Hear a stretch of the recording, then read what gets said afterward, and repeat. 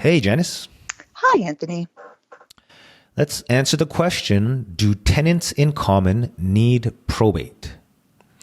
So this is one of our case studies from an existing client. We always anonymize, of course, to protect privacy and anonymity. Liz's dad bought a co-op with his girlfriend. Okay, already I can see the problems brewing. So eventually Liz's dad and the girlfriend broke up. That's cool. But they continued to co-own the apartment as tenants in common. That's a key word there. Liz's dad recently passed away. Our condolences.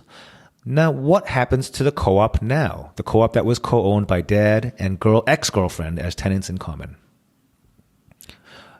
Tricky.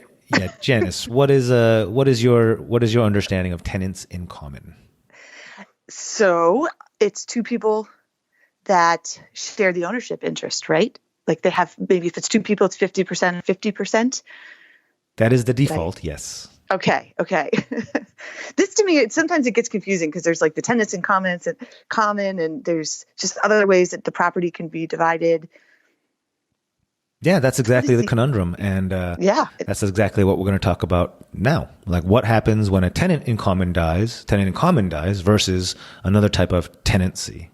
And these are all types of deeds. That's what it means. There's different versions, but the one that we have here, tenants in common, Liz's dad's estate is now a 1/2 co-owner, and the ex-girlfriend is the other 1/2 co-owner. Now, I want to contrast that to different types of deeds. Not deeds because it's a co-op, but anyway. Right. But if the dad and the ex-girlfriend had owned as joint tenants, not tenants in common, but this different type, joint tenants, then upon his death, do you know what happens, Janice? This one I know. The girlfriend would have become the sole owner. That's right. It's basically whoever lasts or whoever survives, like a tontine or something like that. Yeah. Yep. But in our case, since the co-op share certificate, which is the co-op version of a deed, since it specifically says tenants in common, that's what we have. And the girlfriend is half owner and dad's estate is a half owner. And by the way, you can also tweak that and say, dad 75% tenant in common and girlfriend 25%. But unless there's an explicit breakdown, it'll be evenly divided in halves, or if it's three people, thirds, etc. I can't see where that would be any complication in the probate at all. Right. It sounds very easy. Yeah. And that's sarcasm. So what does this mean for Liz and her siblings regarding her dad's estate? Is probate required for tenants in common, or are they just now co-owners with the ex-girlfriend? No, probate is required.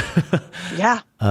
So Liz and her siblings must probate dad's estate so that they can have legal authority for that half. Right now, nobody really there's no entity to actually represent that half of the estate. You need to set up the estate. And so so Liz and her siblings must go through probate and appoint an executor so they know what to do with that other half of the co-op. And if you don't do that, you don't have anyone who has legally the right to enter. You don't have the legal right to gain any information from the co-op, like what's the amount of billing or arrears or maintenance that's due. You can't enter to paint it or renovate it if you're planning to sell, and of course you don't have the right to sell. There's nobody to sign the deed. You can't do anything. Yeah. So this is a quick one, but just a quick hit on what happens when you have a tenant in common deed on probate, and we had this little interesting twist where you had an ex-girlfriend, but otherwise that is our situation. Well, here, I definitely feel with this situation, our real life, we always talk about these real life scenarios. This needs to follow a podcast. It might be a year or two down the road, but I think we need how this played out, how long it took, and how interesting it was throughout the process.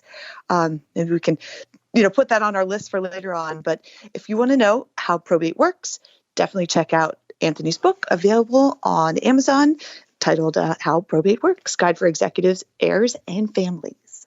Cool. Again, this was a quick hit, but it's a frequently asked question, so we hope it's useful to folks looking for this info. Thank you for listening. Thank you, Janice, as always, and we'll talk next time. Talk soon. Bye now.